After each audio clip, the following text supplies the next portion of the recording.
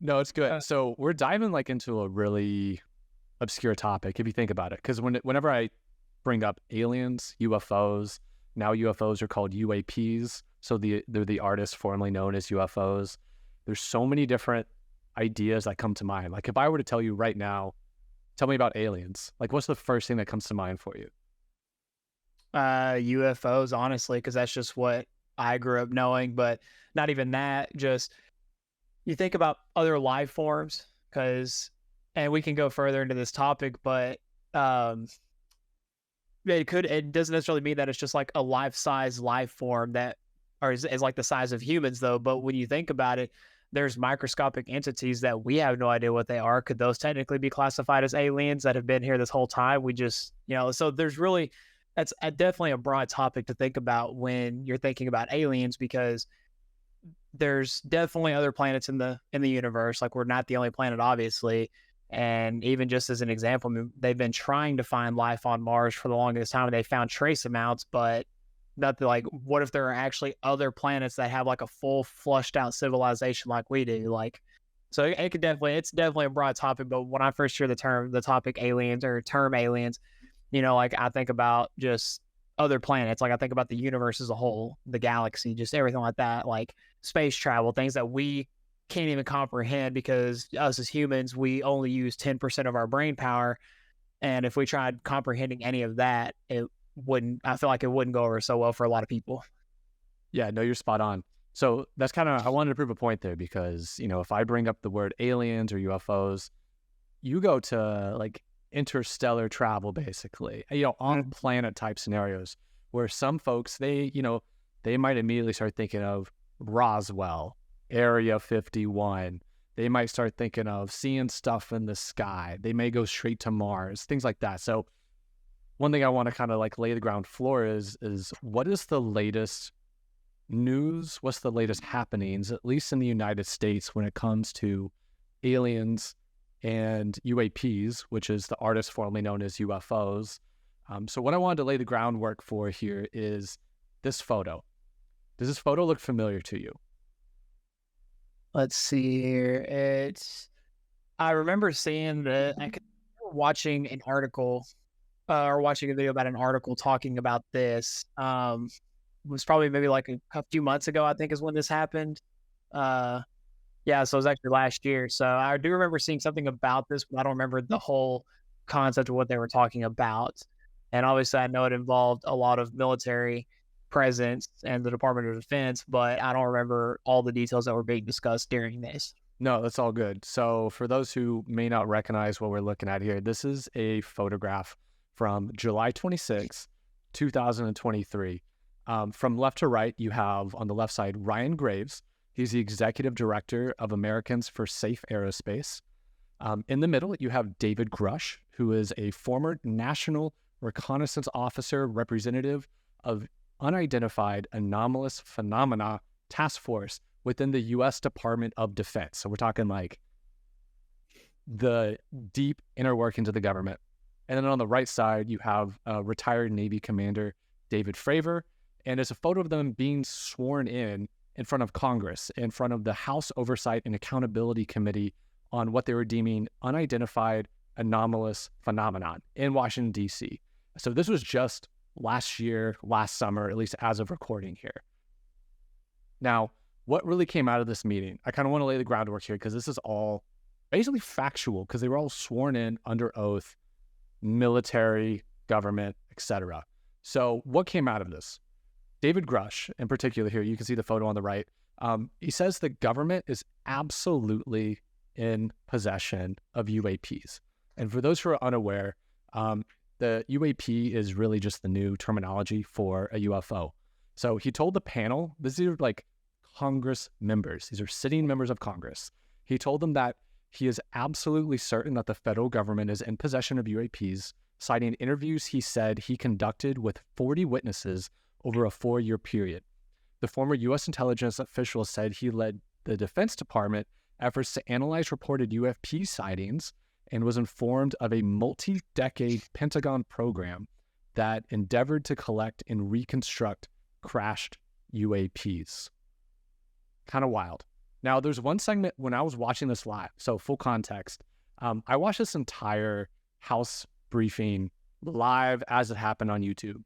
And there was one moment that kind of caught my attention and the attention of the news media as a whole, at least those that were following this. And that was that he used very specific terms when he was asked if, actually, let me just show the video for you and you'll be able to hear it. Do you believe our government has made contact with intelligent extraterrestrials? Something I can't discuss in public setting. Okay, I can't ask when you think this occurred. If you believe we have crashed craft, stated earlier, do we have the bodies of the pilots who piloted this craft? As I've stated publicly already in my News Nation interview, biologics came with some of these recoveries. Yeah. Were they, I guess, human or non-human biologics? Non-human, and that was the assessment of people with direct knowledge on the program I talked to that are currently still on the program. And was this documentary evidence, this video, photos, eyewitness? Like, how would that be determined? The specific documentation I would have to talk to you in a skiff about. So what he referenced there was he had to talk in a skiff, which is like a secure room for classified information, basically. You had to be in the know to be able to talk about it. I feel like you have to say something, though. So, like, the fact that he obviously openly acknowledged that there was biologics life, like biological life forms that weren't human. But what I don't understand, though, is when you go to the first part of the video again, I can't remember the question was that she asked him at the beginning, or if they know that there's extraterrestrial life or if they've come in contact with it. He was like, we can't discuss that, or I can't answer that question. But then he turns around and says that the life that they had found from the ship was non-human biological life. So it's like you just answered the question by skipping over the question that you said that you couldn't ask in the beginning. So it's like, which is it, you know? So it's like, can you talk about it or can you not talk about it? Because you've already opened the can of worms. You might as well just say what everyone, you know, expects you to say, which we can kind of go a little bit further back too. I don't know if anyone recalls back in, was it 2020 or 2021? Let's be honest, crazy years, multiple years back to back that were just crazy. You know, you had your election, but there was so much more than that. You had COVID, you had all this stuff going on. But the government openly came out and said that we've come in contact with aliens. Aliens do exist. We have them actually on our planet. They are here. And yet that just seemed to just like go away completely and just never talked about again up until last year. So it's like, to me, I'm like, what's going on here? You know, what's their agenda here with all this? Like, you know, when you talk about it from a government standpoint, are they trying to develop their technology? Are they trying to study their technology? Because granted, we don't know what our own government has as far as weaponry and technology, but I doubt you'll be able to develop anything as advanced as what some of these other civilizations probably have. So that's just my kind of thought on that. Exactly. And one thing I do want to call out here that I did a poor job leading in with is that, so Rush, he is actually speaking in front of Congress as a whistleblower.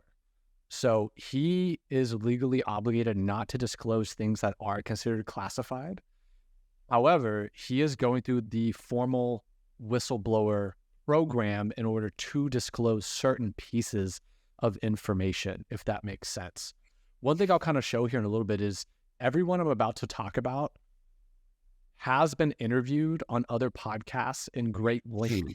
And so it's very interesting to be able to hear their accounts firsthand in a long format, more so than just hearing these little snippets. The other guy that we saw that was getting sworn in, he was on the far left side, Ryan Graves. He's the executive director of Americans for Safe Aerospace. And his big thing was that he wanted to ensure that those within the U.S. military or private citizens, like think about airline pilots for like Delta, Southwest, American Airlines, etc., have a safe and effective way to report what they see. Because that's one of the big pain points we have right now is you hear all these stories, but there isn't a central source to aggregate those stories and those witness accounts. So in order to like accurately study it, because he is on record, sworn testimony, that there are other Navy pilots and other airline pilots for private airlines that have seen things quite frequently. So it's very interesting. And then on the far right of that photo, you have retired Navy Commander David Fravor, who famously actually was part of the group that had the UFO Tic Tac video that hit the front page of the New York Times, which we'll look at here in a second. But he was part of that group that recorded that instance off the West Coast, right outside of San Diego, if I remember correctly. And the one thing that he was mentioning in front of Congress under oath was that just the supersonic speeds at which these vehicles were moving, or I don't know if vehicles is the right term, but just like the science and the technology behind it, like we don't know what it is, nor are we capable of doing it. There's like a direct quote I have from him. It says, "The technology that we face is far superior than anything that we had," Fravor claimed, "and there's nothing we can do about it. Nothing." It's very interesting.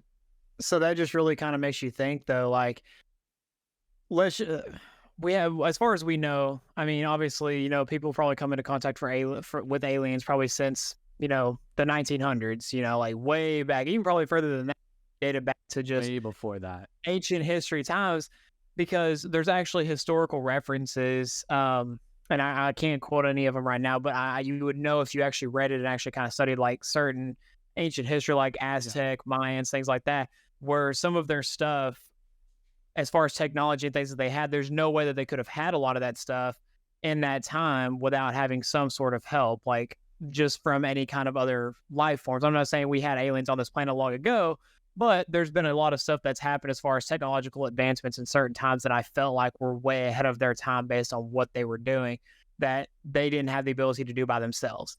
And so it really makes you think, though, if they had the ability to do stuff like that all this time, and they've had the ability to be here all this time, what's stopping them specifically? Are they just studying us, or what's actually going on?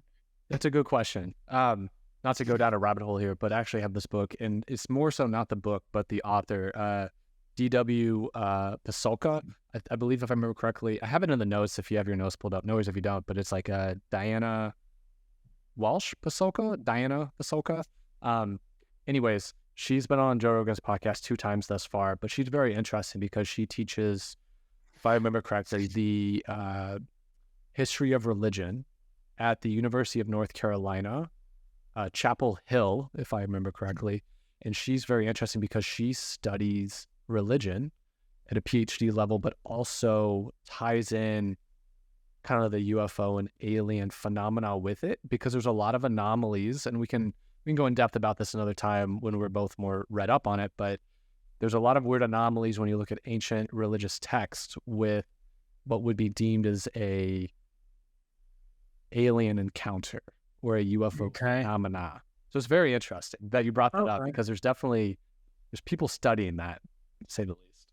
I would say it doesn't surprise me. I mean, just how history has been, like, and even today, I mean, we're seeing stuff that they're obviously doing by studying what, they find based off of just alien spacecrafts or just aliens in general. But, obviously we can't mimic any of their technology. So what realistically could happen? What are we dealing with here? And obviously we can't do anything about it. So at this point, I feel like a part of the reason why they're not really letting out a lot of information is because what are we going to do about it? What are we going to do about it realistically? I mean, they're like, okay, cool. They have technology that far supersedes ours by probably 1,000 years. And we might not even be here in 1,000 years. Like, this planet might not even exist in 1,000 years, or like it might not be a civilized planet anymore. So you never know. Well, the other thing that's wild is, if you think about it, if something such as like aliens, just the concept of aliens, to say, for this example, let's say aliens means something off planet, like a living species of an organism off planet. Mm-hmm. If that were to be factually proven true, what does that mean for organized religion on this planet? It's kind of wild. Can you elaborate on that? Like, what do you mean by organized religion? So let's take, as an easy example, let's take like Judeo-Christian. Okay. I believe you can mix in either or, but the religion of Judeo-Christianism. there are beliefs and dogmas within that hierarchy of beliefs that would be heavily challenged if you knew there were life forms off planet and have been off planet. Okay. So what does that mean? Like, I'm not expecting you to have an answer for that. No, but there's something that I don't want to go down too far down a rabbit hole either, but Yeah. have you heard this common conspiracy that we have, for lack of a better term, lizard people living among us? Absolutely. Okay. So, Let's go down that rabbit hole. You know what? Hang on. Let's just, okay. yeah. No, I hear you on that. We're going to go down that. I'll let you if you're going to pull something up. Okay. So, just as we're kind of going into that, what if, like, when you're talking about like that Judeo-Christian, and I'm not saying like as far as religions, I'm not saying religious people are alien people, because I mean, I myself am a religious person, but you obviously have specific religions that kind of take a spin on what religion actually is, and not what, depending on what that religion is. You know, obviously my religion is, you know, obviously God, Jesus Christ, things like that. But then you have other religions and other cultures that worship different gods. You know, take Hinduism, for example. You know, I don't know the name of their god off the top of my head. Or listen, they've got a bunch. The main one, and I can't really think what the name is of it, but I think it's the sun god. I can't remember the name of the sun god for that one. I'll have to look it up. But depending on what their religion is, though, like,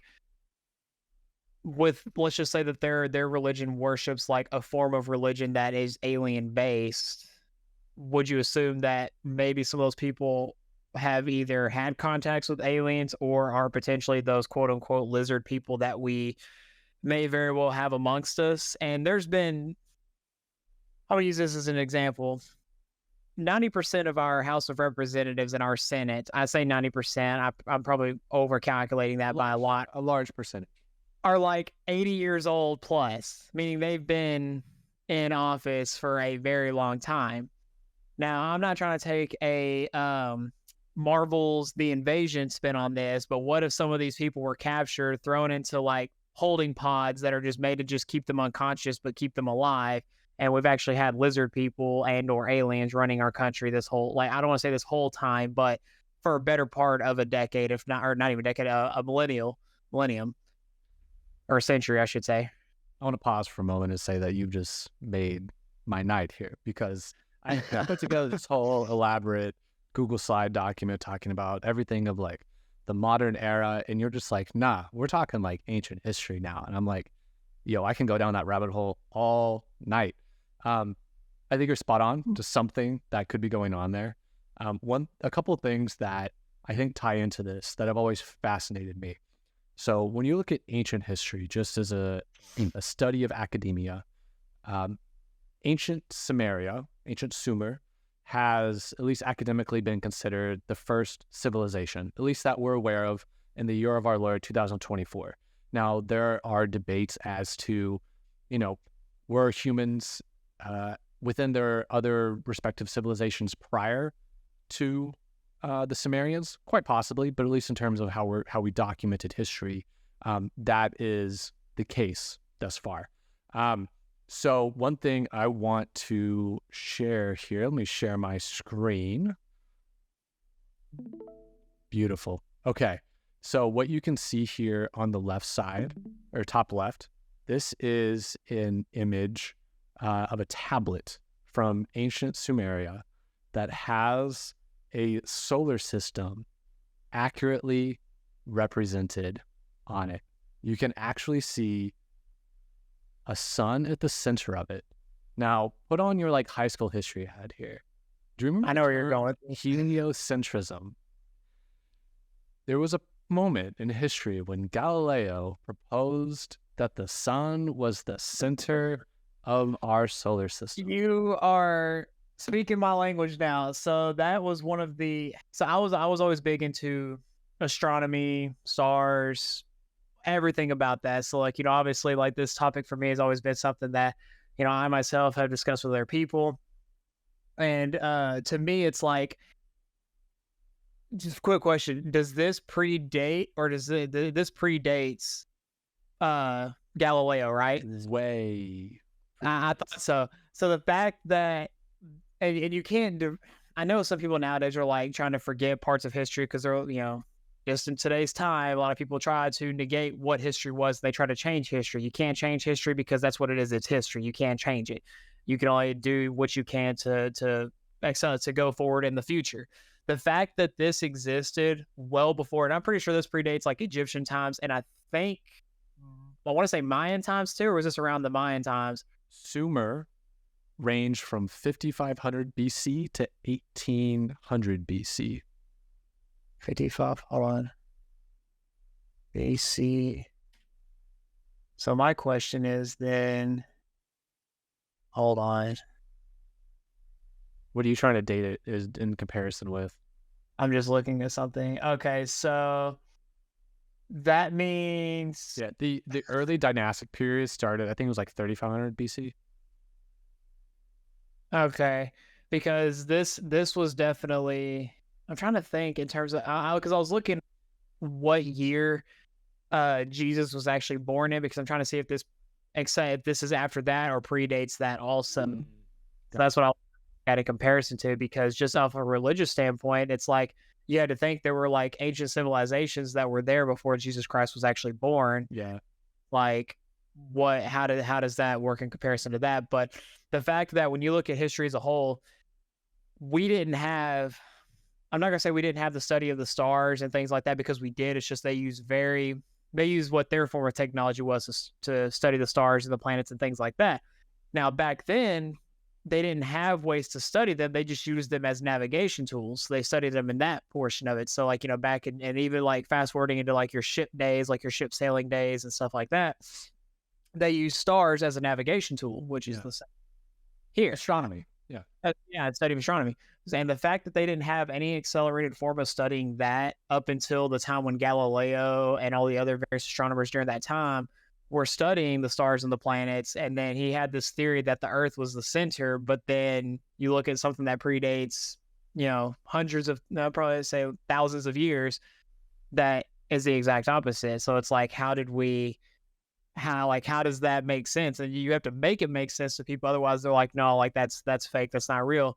It's literally part of history. Like you could probably go to a lot. You could probably, if you really look hard enough at some art museums, you could probably look at the details and stuff, and you could probably point out things like that were in that photo that kind of show like, oh wow, like they actually had that, because they wouldn't just do it for no reason. There's no way they would do it for no reason. Yeah, it's very interesting if you read into the history of the Sumerian people, because their creation story, it speaks of I might get this wrong, so nobody fact check me. It's like a race of people, of entities called the Anunnaki, and you can go down that rabbit hole, the Anunnaki, all you want. But a lot of the same themes, similar to other religions, do really align with some of the Old Testament stories. There's a lot of similarities there with like the creation myth and etc. But it's interesting because you have like the Anunnaki, and they theoretically come from this planet of Nibiru, and they come down and they crossbreed with the humans, and it's it's a tale as old as time, Beauty and the Beast. But it's very interesting, just the alignment there. Because then you also have, in tandem with that, you have the Zulu in Africa, where they have an interesting story where they have these, like, I forget specifically what they call them off the top of my head. I can maybe Google it here. But they have the story of where we would consider aliens come down, and they basically enslave the human race, or they create the human race to enslave them to mine gold for these beings that have come down with that purpose. So there's a lot of like rabbit holes you can go down with that. So I'm on the same page. So I was kind of just looking at this too, just because you brought it, you posted that picture. So, I'm kind of just thinking now, like in the ancient civilized days. But let's fast forward a little bit to that, just kind of like another reference point. We can kind of, spin this off into however we want to. The ancient pyramids of Giza. Oh, man. That's an interesting one. Because if again, kind of going back to the stars, they actually mimic 3 of the stars that are in our system, which is Orion's belt. Yeah. They mimic those 3 stars. I'm just going to say right now, I don't think that there's any possible way that a civilized, and I could be 100% wrong. It could be off base. They may have been a lot smarter than what we give them credit for back in that time, but I don't think that creating those pyramids were as easy as what people said that they were, or obviously it took the people a long time, but there's no way that I feel like there's no way they did that all themselves and thought of the idea to do that. No, I think you're onto something there. And I've also gone down this rabbit hole countless times. There's a really good book for those listening. Look up The Giza Power Plant Technologies of Ancient Egypt by Christopher Dunn. Christopher Dunn's also been on a few podcasts. Specifically, if you look at the Concrete podcast, it's very interesting. I think it's like probably 4 hours. It's a 2-parter. But you're right. We don't know how it was built, where it was, like how it came to be, what its actual purpose is, because mainstream academia will tell you it was like a graveyard, basically. It was a temple of a tomb, but we never really found any bodies there. We never really found any legitimate reason to consider it to be that. But it has a lot of weird anomalies. You know, it points true north. It aligns with the stars accurately. But Christopher Dunn has a very interesting argument that it really was a power plant for those living at the time. Now, this brings in a whole nother talking point, which we can dive down in another episode if we want, but the whole idea that you had an ancient civilization that existed prior to what we would consider ours, but they were advanced in their own respective right that we would not be able to comprehend just because our civilization went down the route of steam engines and gasoline, etc., the combustion engine, for lack of a better term. Whereas a civilization, 10,000 years ago, actually probably 20 to 30,000 years ago, could have gone down a whole nother pathway that we cannot even comprehend today, and may have even used pyramid as our structure in a sense. But where did that technology come from? Who knows? I'll stop there because I have one other theory that actually popped in my brain that I remember reading in about why the pyramid exists. But if you want to butt in, feel free to. Well, I've just been kind of like, I've been listening to what you've been saying, but I've been trying to find, certain articles that talk about, which I found a couple that were interesting. The first one, which I didn't delve a whole lot into, but the first one was, are we actually, like, as a human race, are we actually let me see if I can find it real quick. Yeah, are humans the real ancient aliens? And granted, this was an NBC News article, yeah, but it's pretty much the headline. It's just a research paper suggests that terrestrial style biology may be rare, but Earth may be among the first examples of a planet able to sustain life in the cosmos. Now, granted, take this with a grain of salt, because we're also going off of someone's paper that they only know as much as the smartest people in the room know, or the smartest people in our time period know, and that's, we don't know anything. Respectfully, we don't know anything outside our own solar system. They just, was it 2 years ago, 3 years ago, they just now got an actual photo of what a black hole looks like. Yeah, like, you're gonna sit there and tell me that, like, and I'm not saying aliens don't exist, but you're gonna tell me that in all that time it took us that long to do that. But then you're telling me that, you haven't found anything in our own solar system yet. You want to go take pictures of other, black holes and other universes and things like that. It's like, let's study our own universe as much as we can before we try to start going and branching off. But because sooner or later, things are going to come here, and that's kind of what we discovered. But it's just interesting because a lot of people, imagine how many people actually think like we're the only ones of our kind. I'm going to kind of branch into something else here. I know you said you had another rabbit hole you can go down, but just entertain me for just a second. Again, taking a page out of Marvel, but what about the multiverse? What if and this could be a whole other podcast episode all on its own, but what if our versions of aliens, and I could be wrong, again, with what those people said in the video that you showed, but what if the actual aliens are just other variations of ourselves in another life that are far more advanced? I think you're onto something there. To entertain that rabbit hole, I'll come back to what I was going to mention, but to entertain your rabbit hole there, I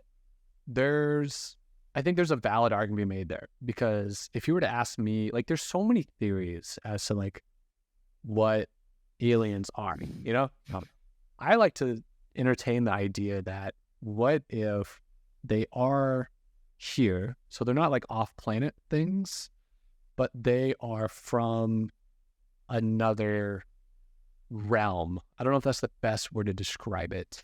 And the reason I say that is one thing I can actually say, like, I've legitimately studied is a place called Skinwalker Ranch. And I don't know if you're familiar with this place, but there's a really good documentary called Hunt for the Skinwalker. I highly recommend, if you're listening, to check it out. I think it's on Hulu. It's probably elsewhere too. This is a place in Utah where the U.S. military has studied it. Numerous PhD scientists have studied it. And a lot of it's publicly documented now. It's probably the most unusual place, I would say, on our continent. But there's been PhD scientists from universities that you would recognize and be kind of astonished by in terms of their pedigree that are on record saying they've seen things jump out of like wormholes and crawl away. And they've seen it with their own eyes. And they are still teaching PhD level courses at university. So it's very interesting. I think there's definitely something to be had there. So I'm, without going too far on a tangent, just to kind of give an example, and there's a couple other examples, like as we're kind of, going through this that I want to give, but just based off of that. And this could also be, so have you heard the theory that we're actually in the Matrix? Yeah. It's simulation theory. Yeah, simulation theory. Yeah. So an example I had of this, me and my wife were driving to church one day on a Sunday morning. And, if you've seen videos on social media, you'll understand what I'm talking about here. But we were driving down this road and I saw this person crossing the street. They weren't using a crosswalk. They were just crossing the street. And this box truck they were a little in front of me, but I could still see the person. And as they went by and we went by, the view of the person got lost behind the truck. And then as we were still behind the truck going, the person just vanished. The person was just gone. Don't know what happened. Couldn't answer. Like, I even was checking my mirrors. Like, I was looking everywhere. Did not see a human being in the center of that concrete blockade that was separating the two sides of the road. He was just gone. So that doesn't surprise me about, like the Skinwalker Ranch and the theory behind all of that, because I feel like people they don't think about it, but like, I'm just over here, I'm just really thinking, I'm like, there was a person that was just walking on that road. They're now gone. They didn't get hit by a vehicle, but they're just gone.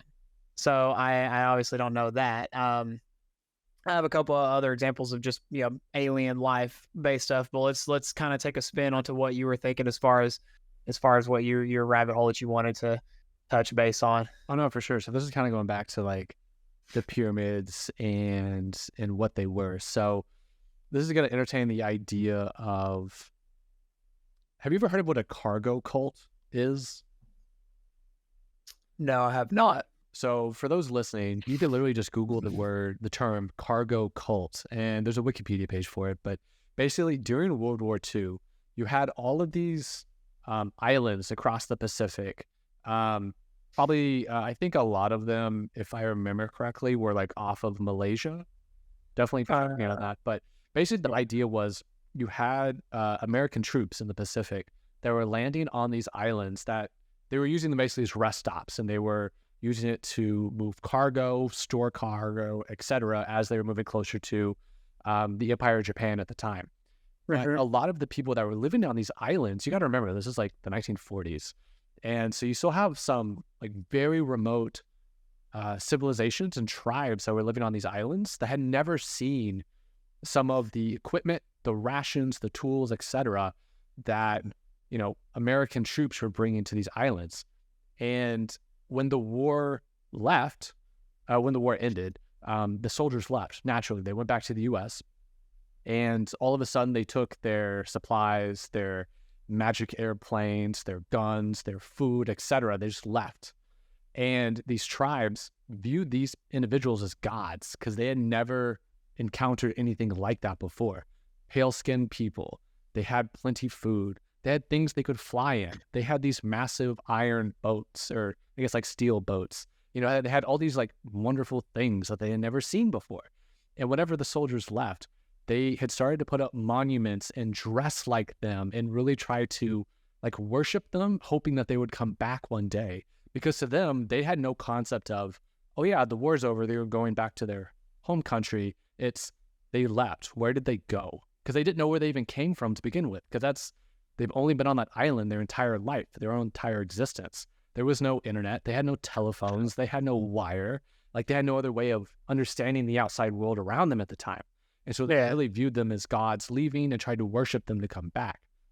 Okay, the reason I explain that is almost like an analogy of, could you find a similar scenario happening with some of the pyramids and structures from the Old Kingdom and New Kingdom in ancient Egypt, where maybe a prior thing or group of entities built something, and then when they left, the people that were still there tried to build something to get them back, to say like, hey, don't forget about us, come back. Does that make sense?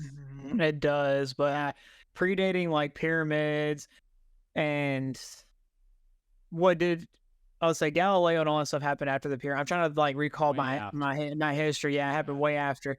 But I'm just trying to think in like terms of like pre-pyramids. Here's the one I like to tell people that blows their minds all the time. Cleopatra. Yeah. She is closer to the invention of the iPhone than the building of the Great Pyramid in the timeline of humanity. Because she was after. Was she during the pyramids or after the pyramids? Way after. Okay, who was the Egyptian ruler during the pyramids? Was it I don't know off the top of my head, honestly. I should know off the top of my head because like the Great Pyramid of Giza. Let's see here. Khufu during the dynasty of the Old Kingdom, the 26th century BC. Yeah. Yeah, so there were actually a couple during that time period, because you had Khufu, you had like Cleopatra died in 30 BC. Okay, so she actually died not too long before actually Jesus was born. So he was actually after the pyramids and all that stuff. That's so way after. So, and this actually, it's weird that you kind of bring that up as like as far as like a historical sense, because so think about history. Just so much has happened, but just think about history. When you are talking about how we've had such amazing scientific developments over just that have gotten us from, that point, like even if you go after the ancient civilizations, you go after that, just forward it. Think about all of the stuff that happened in that time period okay, let me just give an example. Okay, so like throughout history, when you had pirates and you had just the colonial times and things like that, when someone came up with an invention that changed the course of history, was it just the person that was smart enough to come up with that invention, or was there outside interference that gave them the inspiration for that invention because they looked at their own history books based on what they studied and tried to mimic what was already done back then? Because if you think about it, I mean, minus like the technology that we have here, so like the computers, all this other kind of stuff, they had forms of all of that back then, but it was just used differently.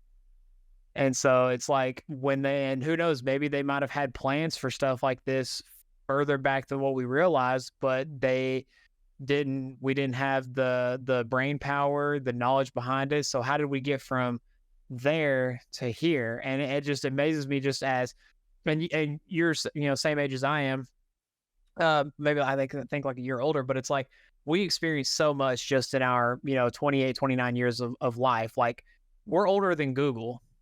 Yeah. Like, you know, a lot of people are, but I mean, the thing is though, is like, there's so much that we've experienced that we experienced what technology was back in the 90s and partially the 80s, depending on, you know, like what you grew up with as a kid. And now we're experiencing this new form of technology of things that, you know, even in our age group, we can't understand how to use, but then there's people that are younger than us that are just like picking it up just like that. So when you think about ancient civilizations and just ancient history as a whole, like, you know, okay, again, Thomas Edison with the light bulb, it's like it took him 3,000 times or something, like so many, like thousands of times just to figure out how to develop a light bulb. But what if there was already technology to do it? He just didn't know how to put it together, but there was outside interference that gave him that help. I'm not saying he wasn't smart enough to do it though, but would technology have advanced as fast as it did without the help of outside interference or ancient history to kind of guide that way based on what had happened back then? There's some theories with that actually back in like the 40s and 50s, and I guess you could probably couple in the 30s with that, with things like fiber optic cable and some of the metals that we use today. Mm-hmm. There's theories out there that some of that was gifted in a sense. Like that wasn't something we just came up with. It was a hint, hint, nudge, nudge. This is how you do it, sort of a thing. And one thing, just since we're on like the topic of it, that I think is really interesting, if you look at least in the U.S., what period for the U.S., not the continent, but for the U.S., when did like UFO sightings start to happen? At least from your perspective, what time period do you think that was? I want to say when I first started actually, you know, researching them, 1920s, 1910, 1920s, give or take. Like, I mean, obviously, I mean, I feel like they probably went back further, but that's just like, if you first ask somebody about it, you know, like when did this first start happening? Like, I feel like they would assume, you know, 1920s, 1910, whatever the case may be off that. But I definitely feel like it goes obviously further back than that. One that I find that's very interesting is that the sightings started to increase like tenfold once we started testing the nuclear bomb. I guess really the atomic bomb at the time. And that was actually the 30s, 40s. 30s and 40s. Yeah. Yes. Now, think about where Roswell was. So Far from Los Alamos. I was like, kind of going into that, and it kind of goes back to what you said as well. Like we had like the hint, hint, nudge, nudge, and you know we got gifted things. What if we were gifted the materials to make, you know, the atomic bombs, like, you know, the nuclear stuff? Because if that stuff, I'm not, obviously you can make it, like you can put together various materials and stuff like that to make it. Obviously it's a process, but as a planet, if we had that stuff just around in a, you know, I don't want to say in abundance, but like if it's just anywhere on the planet, it would affect nature, it would affect life. Like it's radiation. I mean, they have documentaries on testing the hydrogen bomb, the atomic bomb. Like they have documentaries on what that does to your surrounding areas, you know. And so, you know, obviously take, you know, historical events, Hiroshima, take that one for example. I mean, it decimated an entire city, you know, like and then some. So it's like if that material was just lying around anywhere, anyone would have access to it theoretically. Like it's just out there in the world. And so if our planet actually had that, like just in the ground everywhere, eventually it would start affecting the life around that area. But they don't, obviously they're not probably going to make a documentary on like, hey, this is where you can get nuclear material at, you know, like come get some kind of thing. But but just all in all, it's like, where did every country get the radioactive material at? Where did they get that stuff? Like, and especially like if you look at just the US, like how many nuclear missiles do we have hidden around the US? Like hundreds, a couple hundred? I don't know off the top of my head. It's a good number though. It's up there. And so it's like, how much nuclear material is in all those rockets? Like far more than I feel like half of the, I feel like, and I could be wrong. If there's anyone out there that, studies the geographic nature of our planet, then, please, feel free to correct us. But how much of radioactive material is actually out there, and where did we actually get it from the Earth, or was it gifted to us to nudge us in that direction, which could kind of lead into if we're the guinea pigs of those other civilizations, like if they just want to see how far we can go and live, then how much longer do you think that would be the case for then? Because they obviously they gave us the materials to do it. I feel like they're just now like waiting to see what happens with it, or they're trying to see how much they can grow the civilization. Could be the opposite of that too. It could be the scenario where, we started popping off atomic and nuclear weapons, and they're like, yo, what are y'all doing? Let's hold up a second. Right. Let's put a little pause button on this. And the reason I say that is you do have multiple sighting stories across the US, but then also Soviet Russia, where they have had scenarios where they've had an unidentified aircraft float over their missile silos and shut them off, take them offline, and then turn them back on and back off. It's very interesting. Both the US and Russia have stories like that documented. Yeah. So it makes you wonder. It's almost like they're proving, hey, we know what's going on here. We don't want you to do this. So, like, do you think that they've always had, like, that means they've obviously had the technology and the ability to do it the entire time, which obviously would make sense if that was part of the reasoning. Because that just really makes you think, like, just as a civilization, like, how did we get here? Like, how did we get to this point today where everything is just happening? If you're just looking at it from a scientific point, like, there's so much stuff, because they talk about, like, oh, you can get this mineral from the Earth and this mineral from the Earth and this. How much of that specific mineral or material does the Earth actually have for us to just continuously keep getting it over and over and over again to do the stuff that we're doing? It's got to come from somewhere. Makes you wonder, though. It really makes you wonder. Because they talk every day about how our planet's just running out of resources, and by 2100 or 2200 or whatever the case may be, we're going to be out of now fossil fuels and oils and stuff. Like, it really just makes you think, like, where do we keep getting all this stuff from? Keeping with the theme of unscripted, there's a video, and I'm pretty sure I have it. Yes, I do. Oh, I think we have to think. Let me do this. I'm going to play, let me screen share real quick. Just talking about resources and narratives and etc. Beautiful.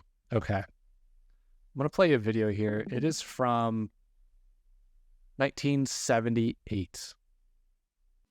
I think we'd have to think about moving someplace else. Move where? The brutal buffalo winter might become common all over the United States. Climate experts believe the next ice age is on its way. According to recent evidence, it could come sooner than anyone had expected. At weather stations in the far north, temperatures have been dropping for 30 years. Seacoasts, long free of summer ice, are now blocked year-round. According to some climatologists, within a lifetime, we might be living in the next ice age. So in 1978, they thought an ice age was upon us, and clearly that wasn't the case.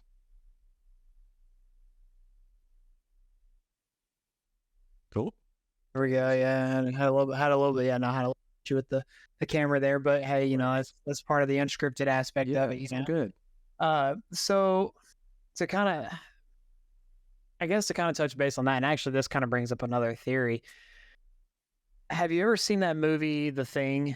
Yes, I have. I haven't seen the one with Kurt Russell, but I saw the OG from I think it's like 1950 something.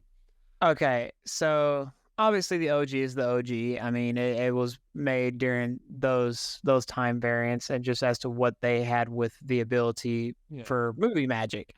Well, if you get the chance to watch the remastered one, like the redone one, watch it. It's Okay. obviously the same thing, but it's just, what if, predating back, obviously during some forms of ancient history, but even then, fast forwarding, what if aliens were here, obviously the entire time, but they were just at the parts of the earth that we couldn't get to and that we didn't have the ability to get to? And what if kind of, when we kind of go back to like that, the lizard people and things like that, what if they were just in hibernation because they were frozen within the ice kind of thing? But if you notice, obviously, what they talked about in 1978, that hasn't happened. We're not any closer to an ice age. If anything, we're closer to the polar ice caps melting and flooding, land masses than we are an ice age. So what if slowly but surely, as all that starts melting, other various life forms start popping up and things start happening that, we can't explain, because we don't even know what's in. I mean, there's definitely companies out there that drill holes into the ice and take out samples and do stuff like that. But what if stuff was frozen so far down there? Because, you have to think it's definitely thick enough ice, but even just below the water levels, what could be down there? Obviously, we can discuss so much with, ocean life and things like that, because, you have the Mariana Trench, which is the deepest spot on the planet. Like we can't get down there. No one can get far enough down there to even know what could be down there at all. Definitely, there's plenty more rabbit holes that we can go into that. I definitely have a couple of theories with that and the inner Earth civilization and stuff like that. Yes. So that's definitely a whole nother. That's what I'm topic saying, though. Like, going back to the very beginning, like, if you just say the word aliens, how many rabbit holes are there to go down? Well, Thousands. and that's and the thing is, though, is I feel like there's just so many. I feel like there's more people than we think that have actually had some form of experience. They just don't want to say it because they don't want to sound crazy, like tinfoil hat net, like the movie Signs kind of thing, like you live out in your cornfield in your house and all this other kind of stuff. But there's definitely a lot of instances that have happened, especially I've had a couple in my life that have happened. And then there's even been references in today's time, even in the past like 6 months, the Miami incident, and it seems like nobody wants to talk about that anymore, but you can't deny what happened. You can't deny the videos that were out there, the videos that are still out there, where these people in this mall in Miami are just shopping and enjoying their day. And then all of a sudden you just see this large life form that is just not human by any means. And then it's just a coincidence that all of the police officers that were called out to that mall, confiscated every person's phone that was exiting the mall and made them delete any video footage or photo like evidence of what they saw in the mall and told them not to talk about it. So I don't know, make of that what you will, but that's just what happened. It's very interesting. And one thing I'll kind of just bring up just real quick. In the event that you want to go down a rabbit hole, there's countless examples out there that you can look at, similar to what Riley just mentioned. Of course, the OG, you got Roswell. I don't even have to read that one off. If you're hearing it, you probably know the story behind that one. A lot of people don't know about this one. The Rendlesham Forest incident in 1980 is kind of like the Roswell of the UK. Very interesting. Highly recommend reading into it. You have the Phoenix Lights in 1997, where you had the governor of Arizona even saw it. He's on record saying he saw it. The Belgian UFO wave in the 80s and 90s. The Tehran UFO incident in Iran. The Westall UFO encounter in Australia. You had over 200 students and teachers witness a UFO landing. The aerial school encounter, there's countless documentaries about this one. A lot of really good firsthand documentaries made about this, where you had 62 school children witness and interact with a UFO and an alien. The Nimitz Encounters. This is the one with the Tic Tac video that the New York Times published back in like late 2017. The Chicago O'Hare Airport UFO sighting in 2006. I remember reading about that one. That one was very, very interesting. The Stephenville lights in 2008 in Stephenville, Texas. This is the one that I really want to make sure people do their own respective research on. The Varginha UFO incident in 1996. This one is absolutely bananas. There's a documentary. I need to remember specifically what the name is. I'll look it up right after this. But basically the idea or the what happened was you had a UFO crash and you had an alien running through the city or the town of Varginha outside of Brazil, and it interacted with some humans, and those humans have been interviewed. Some have died, some have not. It's absolutely bananas because at the end of the story, basically, apparently, the U.S. Air Force came to collect, and they took it with them. So they knew it happened, and the U.S. Air Force came to pick it up, and they left with it. It's very interesting. So yeah, just to say, there's like countless rabbit holes of like highly documented instances out there that have occurred. Nonetheless, if I back up here, let's back up through this a little bit. Have you seen the videos that were released by the Department of Justice? I want to make sure you see these if you haven't. I haven't, no. Okay. So the first I'm going to show you, it's a video from 2004. This is what this gentleman here, retired Navy Commander David Fravor, what his team captured firsthand. There's a whole fleet of them. Look on the ASA. My gosh.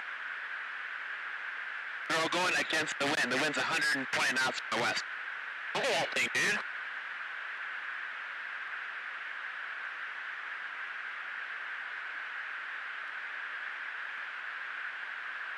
That's not our LNS though, is it? It's not. That is an LNS, dude. Well, if there's like... Look at that thing. It's rotating.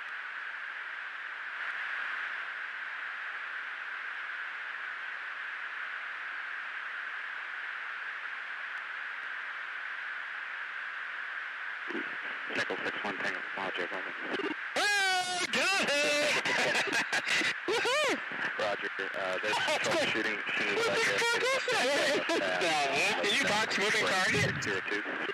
No, I took an auto track. Oh, okay. Oh my gosh, dude. Wow, look at it fly!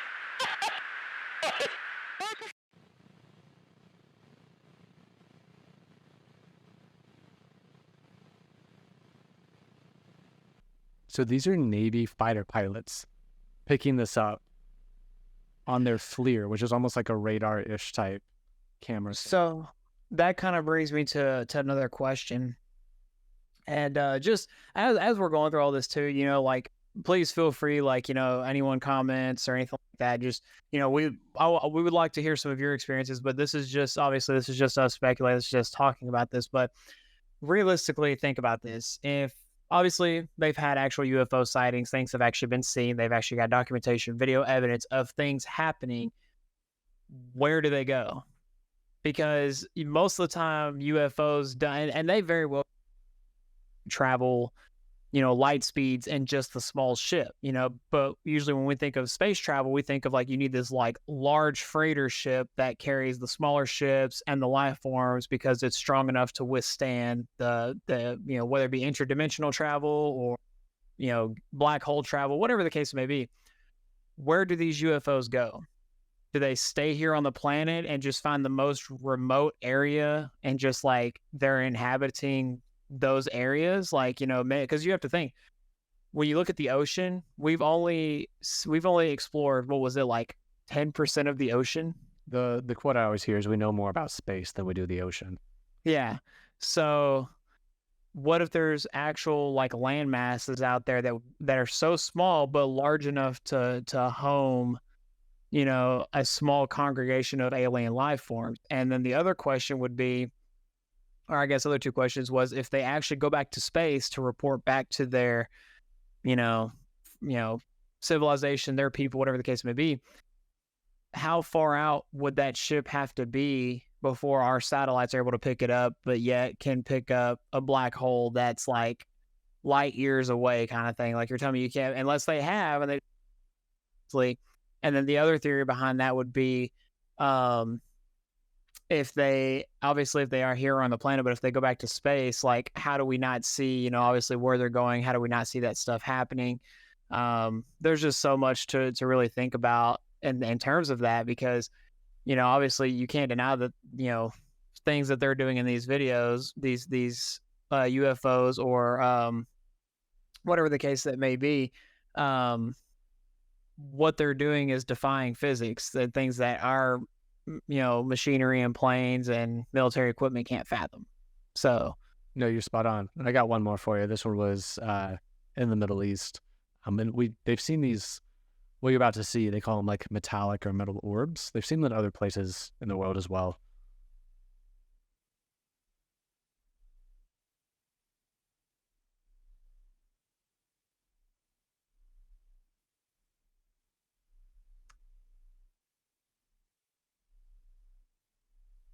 It's very odd. For those just listening, it really does look like just like a metal ball whizzing through the sky. It's very odd.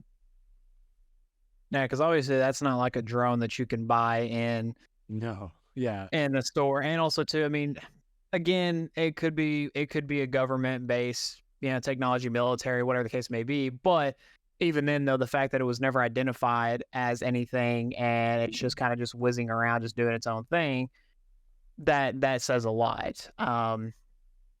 And so overall, I mean, like I said, take all this with a grain of salt. I mean, if you believe in aliens and you like the topic of it, then this is for you. But even if you don't, and you're just open to just hearing, some theories about what, how far back this stuff dates, or just, the historical references behind it, or just even just as you saw the video, evidence yourself kind of thing, we think that it's an interesting topic, because when you look at our civilization, are we really think about this? Are we really the only life forms out there?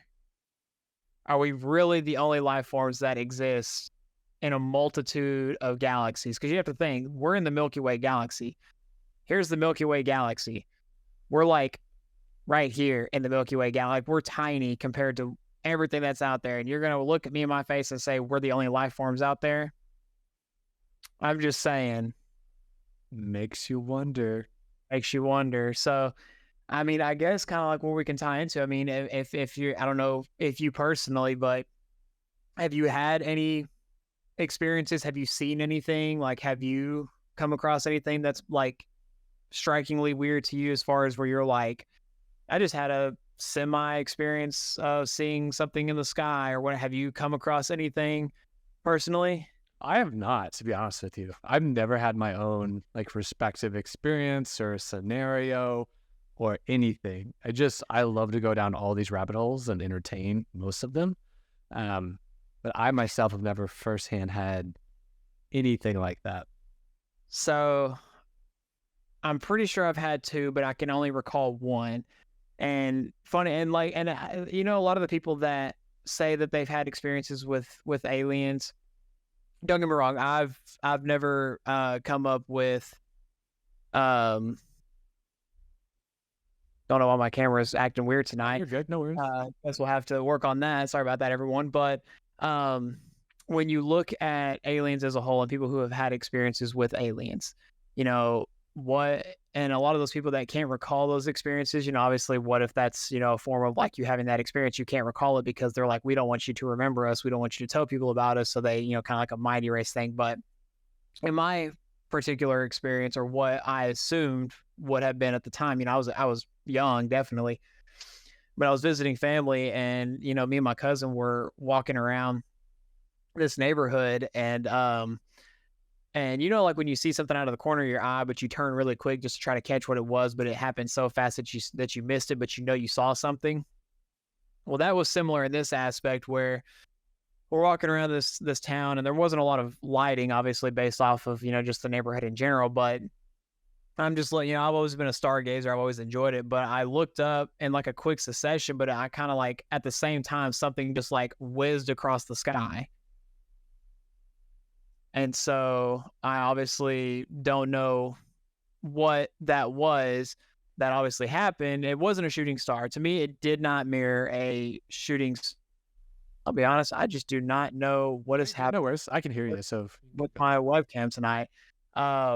But something just whizzed across the sky. Something just happened, and I couldn't explain what it was. Couldn't figure out what it was. I just kind of went on about my business, and it was just one of those things that it just happened. I saw something fly across the sky. I was convinced at the time that it was aliens or some form of a ship, but it was moving too fast to really do anything. You know, it's like, and I couldn't tell what it was. So that was kind of my one experience that I had. But other than that, I mean, and I've always just had this, you know, interest in like, you know, are we the only life forms out there? So makes you wonder. It does indeed make you wonder. No, it's crazy. So the one thing just to kind of like leave folks with is there's so much information out there. There's so many rabbit holes you can go down. But most everything that we've talked about today, there are countless and plenty of long form interviews and conversations by the people we discussed firsthand, and you can hear it directly from their mouths too, which is pretty crazy. So highly recommend any of the names that we kind of mentioned today. Just give them a quick Google. They're on podcasts. They're out there. And you can definitely hear them firsthand. But it was really interesting hearing your story too.